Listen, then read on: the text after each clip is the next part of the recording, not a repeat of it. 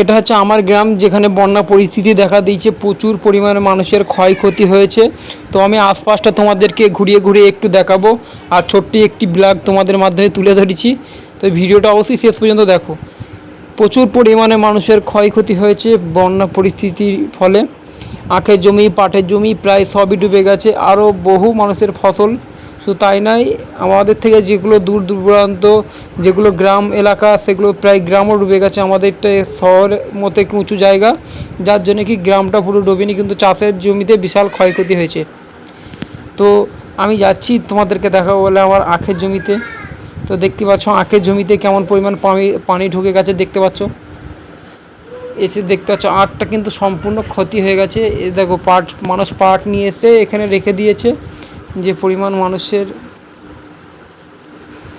দেখতেই পাচ্ছ আমি আর আমার একটা বন্ধু এসেছি, পাট চারিদিকে পাট সব ডুবে একদম পানিতে একদম সাদা হয়ে আছে। দূর থেকে দূরান্ত শুধু পানি আর পানি, আর অন্য কিচ্ছু নেই, শুধু পানি আর পানি। পাটের জাগ মানুষ দূর থেকে পাটগুলো এনে ট্রলারে করে নিয়ে এসছে এখানে জাগাতে দেবে বলে। তবে গ্রামটা এখনও পুরোপুরি ডুবিনি। গ্রামটা যেহেতু একটু উঁচু এলাকা বলে এখনও জেগে আছে।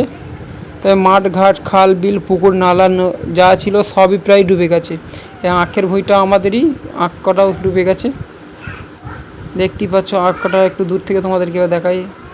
দেখতে পাচ্ছ দূর দূরান্ত থেকে যা কিছু দেখতে, শুধু পানি আর পানি, আশেপাশে তেমন কিছুই নেই, শুধুই পানি আর পানি।